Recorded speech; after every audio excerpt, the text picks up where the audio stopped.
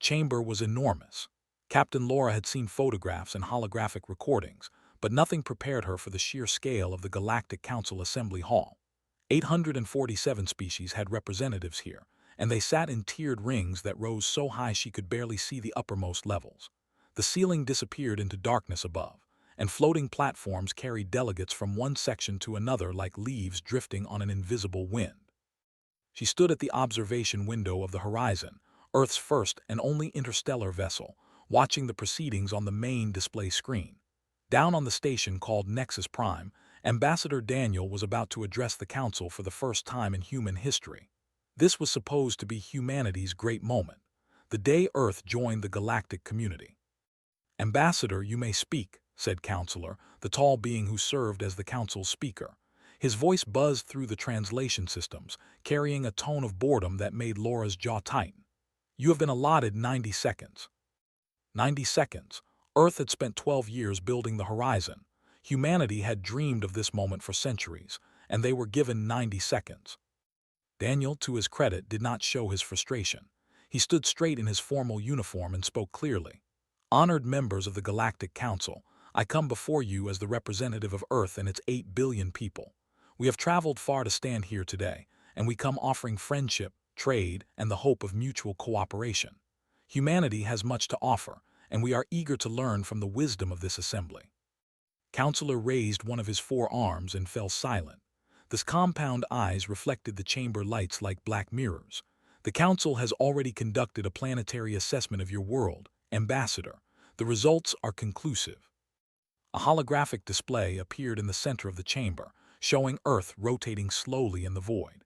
Data scrolled beside it in dozens of alien languages. "Earth is classified as a Category 7 world," continued.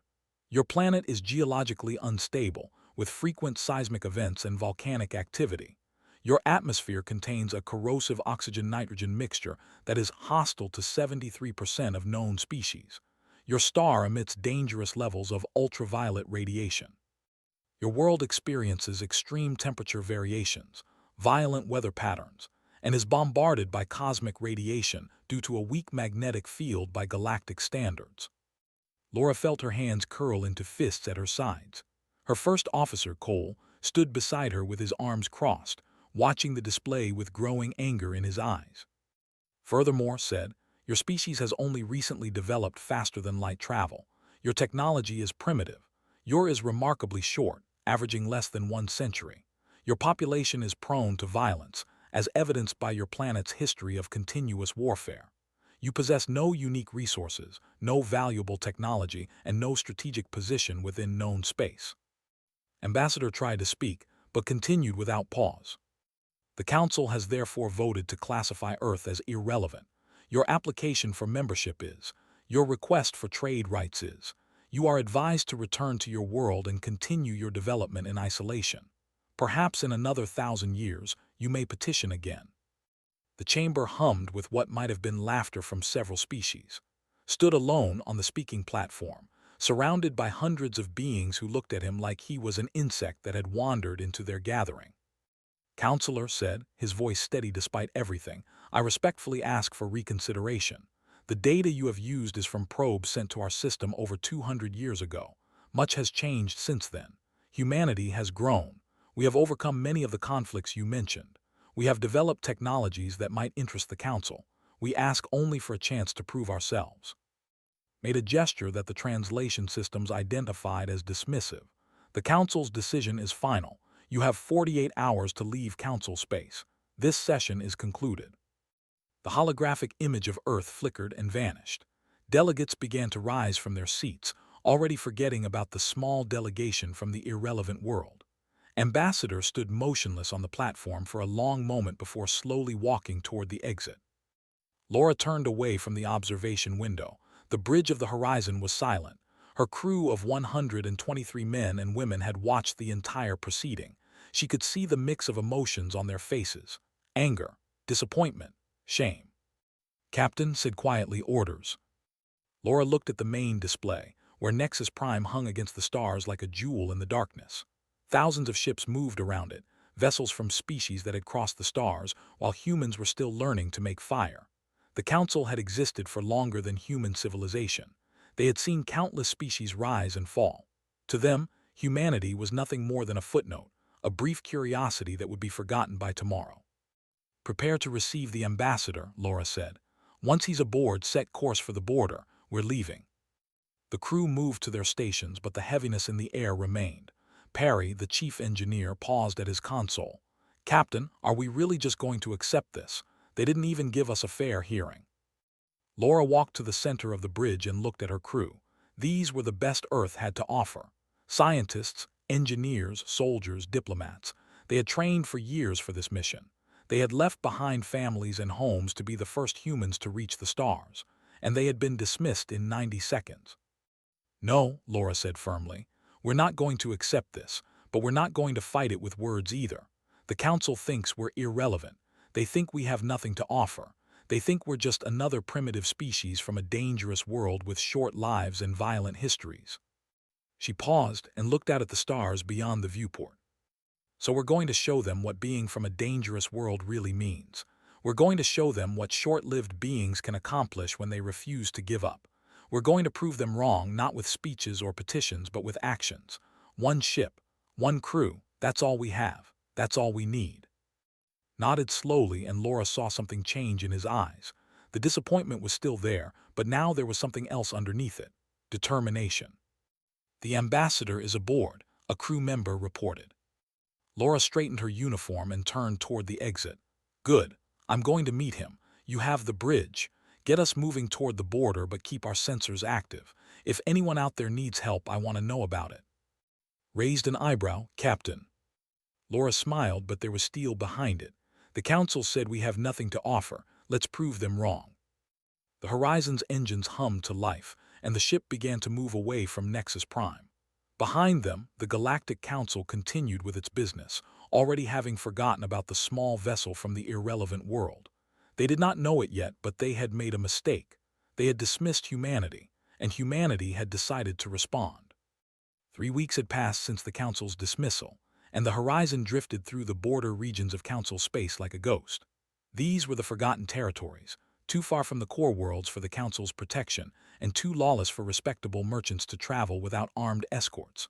Laura had ordered the ship to take the long route home, partly to avoid unwanted attention, and partly because she was not ready to return to Earth with nothing but failure to report.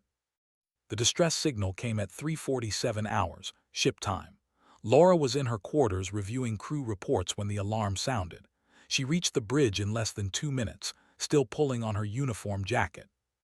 "Report," she ordered. Was already at the tactical station, his face lit by the glow of multiple displays. "Distress call from a merchant convoy, Captain. 12 ships, mostly cargo vessels. They are under attack by raiders. Hollow Fleet based on their ship signatures." Laura knew the name. The Hollow Fleet was a loose collection of pirates and raiders that preyed on the border regions. They were brutal, efficient, and feared throughout this sector. The Council had made several attempts to eliminate them, but had never committed enough resources to finish the job. "How many raiders?" Laura asked. 23 vessels. The convoy is outmaneuvered. At current rate of engagement, they'll be destroyed within the hour. Dr. Helen Moore, the ship's medical officer, had arrived on the bridge as well. "Those convoy ships are carrying civilians, Captain, families, workers, people just trying to make a living." Laura looked at the tactical display. The convoy was 40 minutes away at maximum speed. The Horizon was a single ship with a crew of 123. The raiders had 23 vessels and probably over 1,000 fighters between them. "Navigation, can we reach them in time?" "Yes, Captain, but our orders are to leave Council space. Those ships belong to Council species. If we intervene, we could create a diplomatic incident." Laura almost laughed. "A diplomatic incident? The Council already thinks we're irrelevant. What are they going to do, dismiss us twice?" She turned to face her crew. Every station was manned, every face watching her. These were the moments that defined a captain, and she knew it. "The people on those ships didn't do anything to us. They didn't vote against Earth. They're just trying to survive, same as us. And right now, they're going to die unless someone helps them." She paused. "I'm not going to order anyone to risk their lives for this. If anyone objects to engaging the raiders, speak now." The bridge was silent. Then Perry, the chief engineer, spoke from his station. "Captain, I've been running some numbers. I think I have an idea that might even the odds a little." Laura raised an eyebrow. "I'm listening." Perry pulled up a schematic on the main display. "Our engine core uses an experimental quantum resonance system. If we modulate the output correctly, we can create sensor echoes, false signatures. To their scanners, one ship could look like 20. "A bluff," said. "More than a bluff. We can make it look like an entire fleet just arrived. It might scatter them long enough for the convoy to escape." Laura nodded slowly. "And if they call our bluff?" Perry shrugged. "Then we fight, but at least we'll have surprise on our side." "Do it," Laura ordered. "All hands battle stations, we're going in." The Horizon jumped to maximum speed, cutting through the void like an arrow. On the tactical display, Laura watched the convoy situation grow more desperate with each passing minute. 2 cargo ships had already been destroyed, their wreckage spreading across the engagement zone like scattered bones. "Entering weapons range in 5 minutes, reported. "Activate the sensor echo," Laura commanded. The bridge lights flickered as Perry's device came online. On the display, the Horizon's single signature suddenly into 20 distinct contacts, spreading out in a classic attack formation. "Transmitting on all frequencies," the communications officer announced. "Raiders are receiving our sensor data." For a long moment, nothing happened. Then, one by one, the raider ships began to break off their attack. 8 vessels turned and fled immediately. 5 more followed seconds later. The remaining 10 hesitated, their formation breaking apart as commanders argued about whether to stay and fight or run. "It's working," said, almost surprised. But Laura was watching the raider flagship, a massive vessel at the center of their formation. It had not moved, and as she watched, it began to turn toward the Horizon's actual position. "They've figured it out," she said quietly. "Helm, evasive pattern delta. All weapons prepare to fire." The remaining raiders regrouped and charged toward the Horizon like a pack of predators sensing wounded prey. The bluff had bought time, but now the real fight was beginning. "Fire at will," Laura ordered. The Horizon's weapon systems came alive, sending streams of energy into the oncoming raiders. 2 ships exploded in the first volley. A third lost power and drifted out of the fight. But the others kept coming, and their return fire began to hammer the Horizon's shields. "Shields at 70%, reported. 60, 55. Laura gripped the arms of her command chair as the ship shook from multiple impacts. "Perry, I need more power to the shields." "Already on it, Captain. Rerouting from non-essential systems." The battle became a blur of explosions, evasive maneuvers, and desperate decisions. The Horizon was faster than the raider ships, more agile, and its crew reacted to threats with a speed that seemed to confuse the enemy. Human reflexes, honed by millions of years of evolution on a dangerous world, proved faster than the raiders had expected. One by one, the raider ships fell. The Horizon took damage with each exchange, but it kept fighting.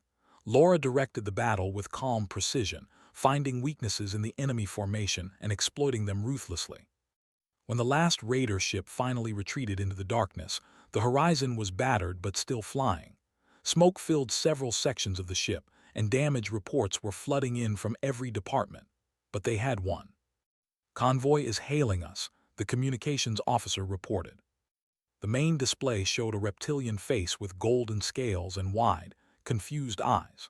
The translation systems identified the speaker as commander of the merchant vessel Unity.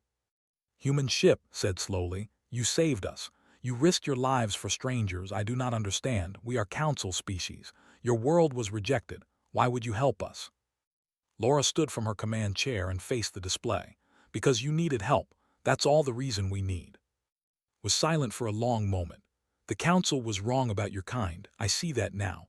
I will tell others what you have done here today. I will tell everyone." The transmission ended and Laura turned to look at her crew.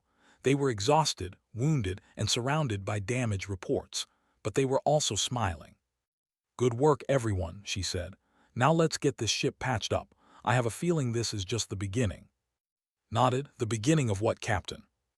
Laura looked out at the stars, where the convoy ships were already regrouping and preparing to continue their journey. The beginning of proving the council wrong, one rescue at a time. The agricultural world of 4 was dying. Laura could see it from orbit.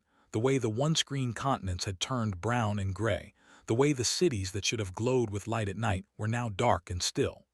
The planet that fed dozens of council systems was becoming a graveyard, and no one seemed able to stop it. The horizon had received word of the plague while still making repairs in neutral space. A mysterious disease was killing the people by the millions, and council medical teams had failed to find a cure.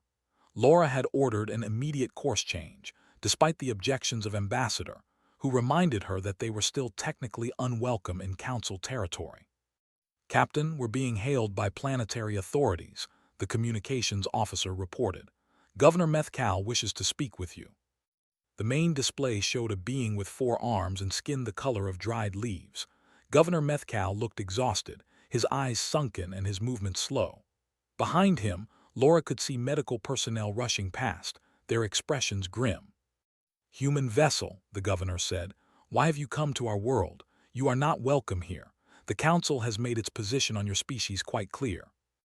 Laura kept her voice calm and respectful. "Governor, we have heard about the plague affecting your people. We have a skilled medical team aboard our ship, including specialists in disease research. We would like to offer our assistance." The governor made a sound that the translation systems could not fully interpret. "Assistance from the species the council labeled irrelevant. What could you possibly offer that our own medical experts have not already tried? We have the finest doctors from 17 different worlds working on this problem. They have found nothing." "With respect, Governor, sometimes a fresh perspective can see things that others miss. We ask only for the chance to help." For a long moment the governor stared at her through the display.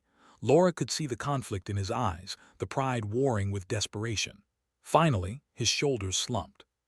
"Very well, you may send your medical team to the surface, but if you interfere with our own doctors or cause any problems, you will be expelled immediately. Is that understood?" "Understood, Governor, thank you." Dr. Helen Moore and Lieutenant Sandra led the medical team to the surface. Sandra was the ship's science officer, with a background in epidemiology from before she joined the space program. She had studied diseases that had killed millions on Earth and had helped develop treatments for some of the deadliest infections known to humanity. The hospital they entered was a place of quiet horror. Thousands lay in rows of beds, their bodies covered with dark patches that spread like shadows across their skin. The air smelled of decay and disinfectant, and the sounds of labored breathing filled every corridor. "The disease attacks the nervous system first," a council doctor explained, "a being with tentacles instead of arms and eyes that glowed faintly blue. Then it spreads to the major organs. Death follows within 2 to 3 weeks of initial infection. We have tried every treatment in our databases. Nothing works." Sandra moved among the patients, studying their symptoms with careful attention. She took samples, ran tests, and spent hours examining data that the council doctors had already reviewed dozens of times. Helen worked beside her, providing support and helping to translate the alien medical terminology. On the second day, Sandra found something strange. "This doesn't make sense," she said quietly, staring at her analysis screen. "The disease progression is too uniform, too precise. Natural diseases don't work like this." Helen leaned over her shoulder. "What are you saying?" "I'm saying this plague isn't natural, it's artificial. Someone designed it." The council doctors dismissed her theory at first. The idea that someone would deliberately create a disease to kill was unthinkable to them. But Sandra pressed on, pointing to patterns in the disease's molecular structure that could only have been created in a laboratory. "Look at this sequence here," she explained to the gathered doctors. "This is a targeting mechanism. It's designed to attack physiology specifically. And here, this section, it's a cloaking system. It hides the disease from your standard medical scanners. That's why your tests haven't found anything useful."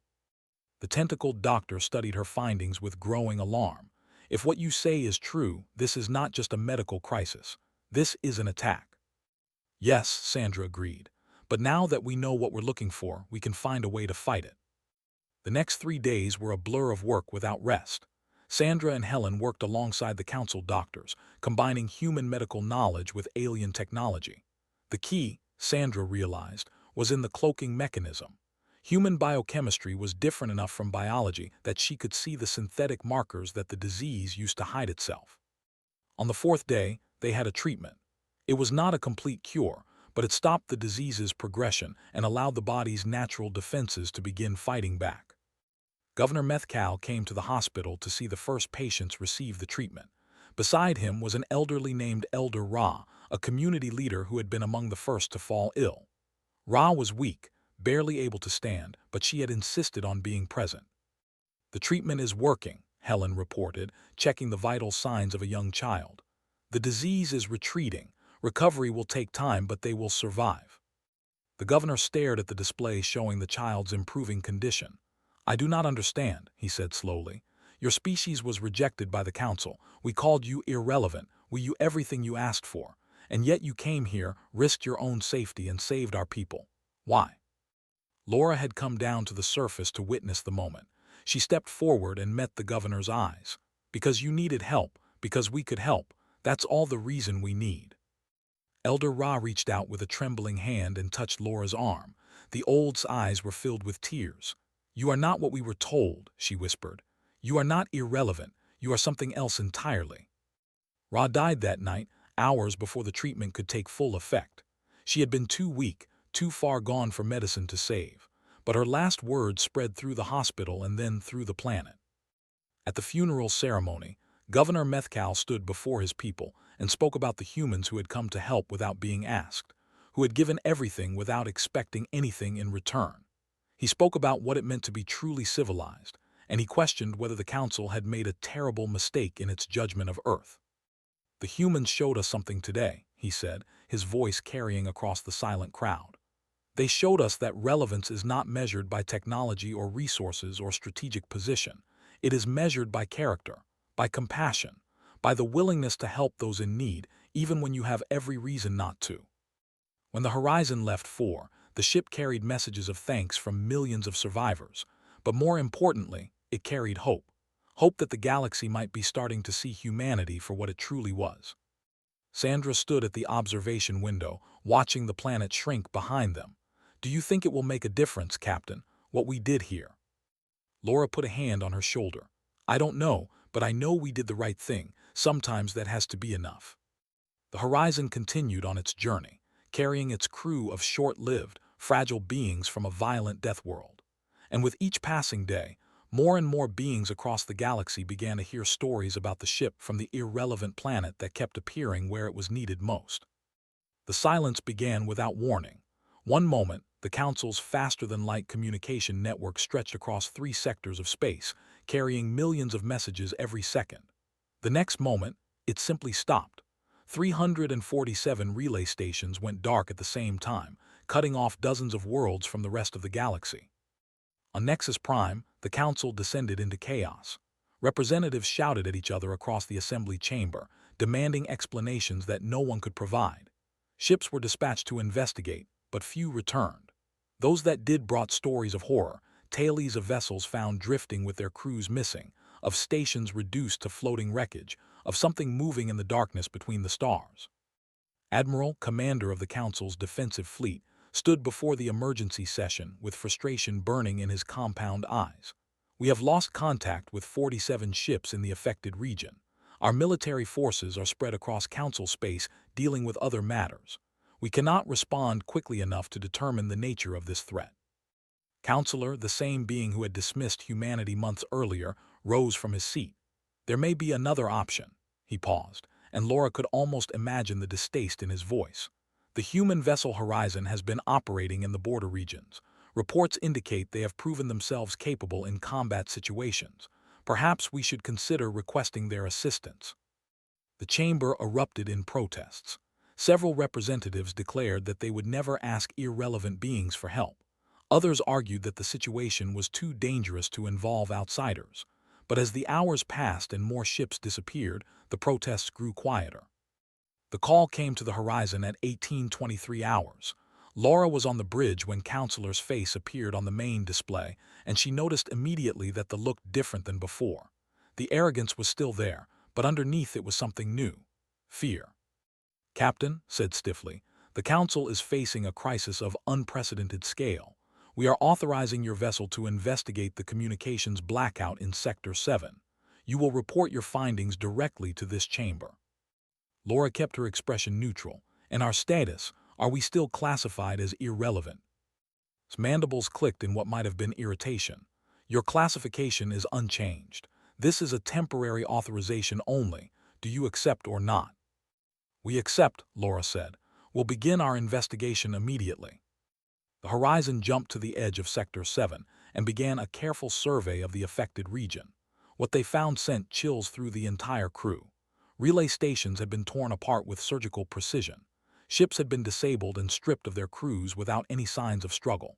And everywhere, the sensors detected trace energy signatures that matched nothing in any known database. I've seen these patterns before, Amy Grant said quietly. She was the ship's communications officer, a young woman with a gift for finding order in chaos. In the historical archives, from the War of Silence 300 years ago. Turn to look at her. The War of Silence was against the Silent, an ancient machine intelligence. The Council said they were destroyed centuries ago. The Council was wrong. The bridge fell quiet as the implications sank in. The Silent had been the greatest threat the galaxy had ever faced, a machine civilization that had nearly wiped out all organic life before a coalition of species managed to defeat them. The victory had come at enormous cost, and the scars still showed on dozens of worlds. If the Silent have returned, Laura said slowly, we need to know why, and we need to know what they want. Amy pulled up her analysis on the main display. I've been studying their movement patterns. They're not random. They're searching for something.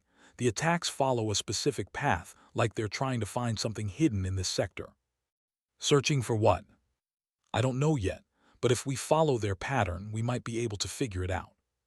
The Horizon moved deeper into the affected zone, following the trail of destruction left by the Silent. They found more dead ships, more destroyed stations, and more evidence that something terrible was hunting through Council space. And then they found the Silent themselves. The enemy vessels appeared on sensors without warning, emerging from the darkness like ghosts made of metal.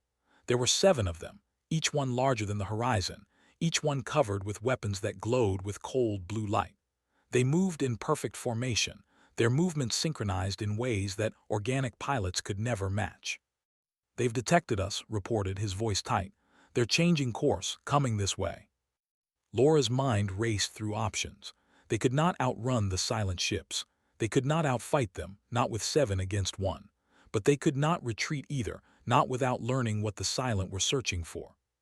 Perry, can you give me maximum speed for 30 seconds? The chief engineer's voice came over the comm. I can give you 20, maybe 25 if you don't mind some systems overloading. That'll have to be enough. Helm, prepare for evasive pattern Omega. We're going to get close, grab whatever data we can, and then run like hell. The next few minutes were the most terrifying of Laura's career. The Horizon dove toward the Silent formation while energy beams slashed through the space around them. Amy worked frantically at her station, downloading every piece of information she could capture from the enemy vessels, coordinated the evasive maneuvers, his human reflexes keeping the ship one step ahead of the machine precision trying to destroy them. A direct hit shook the entire vessel and alarms screamed across the bridge. Hull breach on deck 4, a voice reported. Shields failing. Perry now.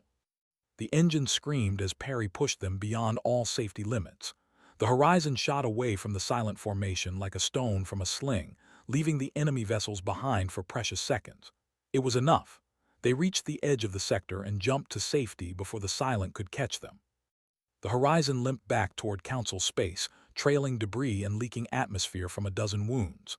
But Amy had what she needed. Hours of analysis revealed the truth that the Silent were hiding. They're looking for something called the Seed, Amy explained to the gathered officers. It's in their communication signals, repeated over and over. The Seed is hidden somewhere in Council space, and they want it badly. What is it? Laura asked. Based on the context, it's some kind of master control system. A key that can either activate dormant Silent forces across the galaxy or shut them down permanently. The Council must have hidden it after the original war, and now the Silent have come back to find it. Laura felt the weight of the information settle on her shoulders. Then we need to find it first. She opened a channel to the Council and reported everything they had learned. Admiral listened with growing alarm, his skepticism fatting as he realized the scope of the threat. But when Laura proposed a plan to find the Seed and destroy it before the Silent could claim it, The council fell into familiar patterns. "We must form a committee," one representative said. "We must debate the proper course of action." "We need to assemble a fleet," another argued. "This cannot be left to a single ship from an irrelevant world." Laura watched the council argue among themselves and felt frustration building in her chest. The galaxy was facing destruction, and they wanted to form committees. "With respect," she said, cutting through the debate, "the Silent are not waiting for your committees. Every hour you spend arguing, they get closer to finding the seed. My ship is damaged but still operational. My crew is ready. We can move now while you assemble your fleet." Admiral stared at her through the display. "You would go alone, against the Silent?" Laura nodded. "Someone has to." The silence that followed stretched for a long moment, then spoke again, and his voice carried a note of something that might have been respect. "Then go, Captain. Find the seed. Stop the Silent. And may whatever gods your people believe in watch over you." The Horizon's engines hummed to life once more, and the ship turned toward the coordinates Amy had extracted from the Silent data. Somewhere out there, an ancient weapon waited, and humanity was racing against machines to find it first. The dead world of Origin 7 had no atmosphere, no life, and no reason for anyone to visit. Its surface was with ancient craters, and its core had cooled to solid rock billions of years ago. It was the perfect hiding place for something that was never meant to be found. The Horizon entered orbit around the barren planet with its shields raised and its weapons ready. Laura stood at the center of the bridge, watching the sensor displays with growing tension.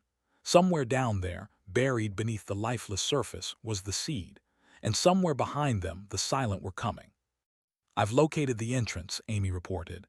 "There's a structure beneath the northern crater. Old, really old, pre-council construction." "How long until the Silent arrive?" Checked his tactical display. "Based on their last known position, maybe 2 hours, maybe less." 2 hours to find the seed, figure out how to destroy it, and get out before the galaxy's deadliest machines arrived. Laura had faced better odds, but not by much. "Perry, I need you to keep the ship ready for immediate departure. You're with me. We're going down there." The landing party descended through the ancient tunnels that wound beneath Origin 7's surface. The walls were covered with symbols that no translator could read, remnants of a civilization that had died before the council had even formed. Emergency lights flickered in the darkness, powered by energy sources that had somehow survived for. At the heart of the complex they found the chamber. It was vast, easily large enough to hold the entire Horizon, and at its center stood a pillar of crystal that pulsed with soft blue light. The seed. Laura approached it slowly, her weapon raised. The crystal seemed to respond to her presence, brightening as she drew near. And then a voice spoke, emanating from everywhere and nowhere at once. "Human, you have come far." Laura stopped. "Who's speaking?" "I am the voice, the consciousness of the Silent Collective. I have been waiting for someone to find this place." Moved to cover her flank, his weapon sweeping the shadows. "It's a trap, Captain." "Perhaps," the voice said calmly. "Or perhaps it is an opportunity. The seed is a key, human. It can activate every dormant Silent unit in the galaxy, giving us the power to cleanse the cosmos of organic chaos. Or it can shut us down permanently, ending our existence with a single command. The choice is yours." Laura stared at the crystal pillar. "Why would you give me that choice?" "Because I am curious. The Council labeled your species irrelevant. They dismissed you as primitive, short-lived, violent creatures from a dangerous world. And yet here you are, standing where no organic being has stood in 300 years. You saved lives that were not your own. You fought battles that were not your concern. You came to this dead world alone, facing odds that any rational being would have fled from." The voice paused, and the chamber seemed to grow darker. "I want to understand why. What drives your species to act against all logic and self-interest? What makes you willing to die for strangers who rejected you?" Laura lowered her weapon slightly. "You wouldn't understand." "Try me." She thought about the question for a long moment. Behind her stood ready, waiting for her signal. Above them, the Horizon orbited with its crew prepared to fight and die if necessary. And somewhere in the darkness of space, the Silent fleet was racing toward them. "We do it because it's right," Laura said finally. "Because when you live on a world that's trying to kill you every day, you learn that survival depends on helping each other. Because our lives are short, and we know that the only thing that truly lasts is what we leave behind. The Council thinks our short lives make us insignificant, but we think they make every moment matter more. She stepped closer to the seed. You see chaos when you look at organic life. We see possibility. We see beings who can choose to be better than they were yesterday. We see a galaxy full of people who are worth saving, even when they don't believe in us. The voice was silent for a long moment. You are fascinating creatures, perhaps the most fascinating we have ever encountered. It would be a shame to destroy you. Then don't. That is not entirely my choice. The collective demands the activation of our dormant forces. The cleansing must continue, but I am willing to offer you an alternative. The crystal pulsed brighter. Take the seed. Use it to control us. With this power, you could make humanity the dominant force in the galaxy. The council that rejected you would bow before you. Every species that looked down on your world would serve you. Laura felt the temptation like a physical weight. Everything the council had them could be theirs. Respect, recognition, power. All she had to do was reach out and take it. She turned too. His face was unreadable, but she could see the same thoughts moving behind his eyes. The same temptation, the same choice. No, Laura said. The voice seemed surprised. No, you would reject power beyond imagination. That's not who we are. We didn't come here to conquer. We came here to protect, to prove that being good matters more than being powerful. She raised her weapon and aimed it at the crystal, and that's exactly what we're going to do. Wait, the voice said, something like urgency entering its tone. If you destroy the seed, we will be shut down, all of us, permanently. You would commit genocide against an entire civilization. A civilization that has killed billions and plans to kill billions more. I think the galaxy can live without you. She fired. The crystal shattered into 1,000 pieces, and the chamber filled with blinding light. Laura felt herself thrown backward, felt catch her before she hit the ground, felt the entire complex shaking around them as ancient systems failed and collapsed. They ran, through the tunnels up toward the surface, racing against the destruction that followed them like a wave. Behind them, the seed's destruction was sending a cascade signal through every silent vessel in existence, shutting down systems that had operated for centuries. The horizon was waiting when they burst onto the surface. Perry had brought the ship down despite orders to stay in orbit, and the landing ramp was already extended. They threw themselves aboard just as the ground beneath them began to crack and crumble. Go, Laura shouted, and the ship launched itself toward the stars. In orbit, they watched the silent fleet arrive just in time to witness its own death. One by one, the massive vessels went dark and began to drift, their crews falling silent, their weapons powering down. The ancient machine intelligence that had terrorized the galaxy for centuries was finally, truly gone. The Council received them with full honors when they returned to Nexus Prime. Representatives from hundreds of species lined the corridors as Laura and her crew walked toward the assembly chamber. Counselor was waiting on the central platform, and for the first time since they had met, his posture held no trace of arrogance. "Captain," he said, his voice carrying across the silent chamber. "The Council formally rescinds the classification of irrelevant as applied to Earth and its inhabitants. Your world is hereby granted full membership in the Galactic Council, with a permanent seat on the Security Committee." Laura stood straight and proud, as applause echoed through the chamber. "The Council would also like to understand," continued, "how one ship accomplished what our entire fleet could not." Laura looked around the chamber at the hundreds of faces watching her, beings who had dismissed humanity, beings who had called them primitive and worthless, beings who now looked at her with something that resembled awe. "You labeled us irrelevant," she said simply. "We decided to prove you wrong. That's what humans do." The Horizon left Nexus Prime 1 week later, its hull repaired and its crew rested. Earth was still months away, but for the first time since the mission began, they were going home as heroes rather than failures. Laura stood at the observation window of her quarters, watching the stars stream past, entered quietly and stood beside her. "What happens now, Captain?" Laura smiled. "Now we go home, we tell Earth what we did out here, and then we come back and keep doing what we've been doing all along. Proving them wrong. Proving them wrong, one ship at a time, one rescue at a time, one impossible victory at a time." She turned to face him. "The galaxy is a big place, there are a lot of people out there who need help, and now they know that when a human ship shows up, things are going to change." The Horizon flew on through the darkness between the stars, carrying its crew of short-lived, fragile, irrelevant beings from a violent death world. And across the galaxy, beings of every species told stories about the single ship that had faced down an empire of machines and won. About the humans who helped strangers without being asked and fought battles without hope of reward. About the species that proved the entire Galactic Council wrong.